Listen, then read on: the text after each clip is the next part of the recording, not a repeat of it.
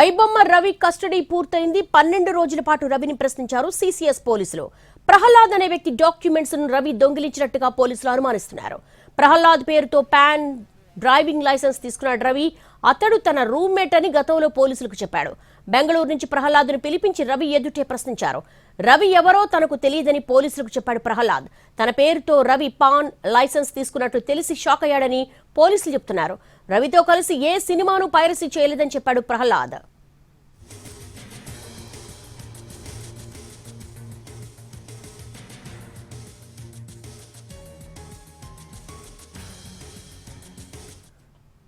IBomma Ravi custody పూర్తయింది. 12 రోజుల పాటు రవిని ప్రశ్నించారు సిసిఎస్ పోలీసులు.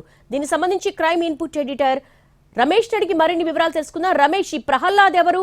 అతని డాక్యుమెంట్స్ దొంగిలించినట్టు అతనికే తెలియదని సమాచారం ఇచ్చాడు. అయితే 12 రోజుల పాటు సిసిఎస్ కస్టడీకి కోర్టు అనుమతి ఇవ్వడం జరిగింది. ఈ మేరకు 12 రోజుల పాటు ఐబొమ్మ రవిని ఆ పోలీసులు విచారించి కొద్దిసేపు కోర్టు హాజరుపరిచారు. అయితే ఈ సందర్భంగా ప్రహ్లాద్ అనే పేరు మీద అతను కొన్ని ఇంటర్నెట్ సంబంధించిన ప్రోటోకాల్ సంబంధించిన కొన్ని ఇష్యూస్ కూడా ఉండడం జరిగింది. దాంతో పాటుగా కొన్ని సైట్స్ కూడా అతని పేరు కొనడం జరిగింది. అయితే ప్రహ్లాద్ ఇప్పటి వరకు ఐబొమ్మ రవి స్నేహితులు అని చెప్పి పోలీసులు ఒక అనుమానం ఉంటే, అయితే చివరికి ప్రహ్లాద్ ని పోలీసులు ఆ అదుపులో తీసుకొచ్చి ప్రశ్నించినప్పుడు తనకు ఐబొమ్మ రవికి ఎలాంటి సంబంధం లేదని చెప్పి చెప్పడం జరిగింది. దాంతో పాటుగా తన క్రెడెన్షియల్ మొత్తంగా రవి దగ్గరికి ఐబొమ్మ రవి దగ్గరికి ఎలా వచ్చింది తెలియదని, తాను మొదటిసారి చూస్తున్నానని చెప్పి ప్రహ్లాద్ చెప్పడం జరిగింది. అయితే ఇద్దరిని ఎదురుగా కూర్చోబెట్టి ప్రశ్నించినప్పుడు తనకు ఐబొమ్మ రవి తెలియదని, తర్వాత ఐబొమ్మ రవి కూడా తనకు ప్రహ్లాద్ తెలియదని, తనకు సోషల్ మీడియా అకౌంట్ లో దొరికిన పాన్ కార్డు, తర్వాత మిగతా ఆధార్ సంబంధించిన క్రెడెన్షియల్ ని తీసుకొని తాను నకిలీ డాక్యుమెంట్స్ తయారు చేసి ఆ మేరకు వెబ్సైట్ లో కొనుగోలు చేశానని చెప్పి చెప్పడం జరిగింది. అయితే ఈ వరకు ప్రహ్లాద్ కూడా ఐబొమ్మ రవిపై మరొక ఫిర్యాదు చేయడం జరిగింది. దానిపైన కూడా కేసు నమోదు చేస్తుందని చెప్పారు. అయితే మరొక చూసినట్టయితే దీంట్లో 12 రోజుల పాటు విచారించినప్పుడు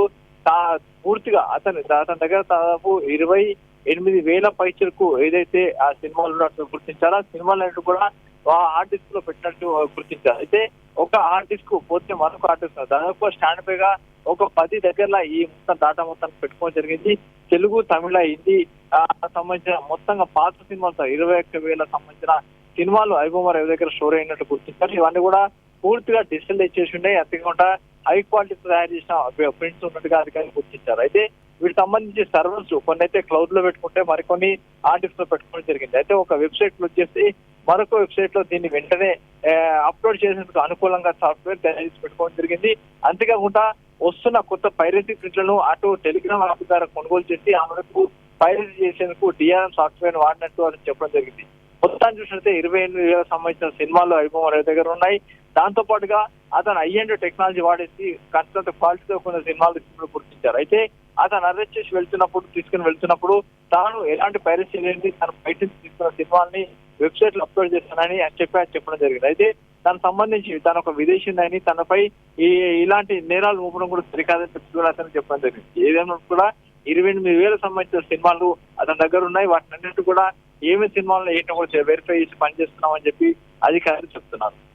all right Ramesh, thanks for your updates.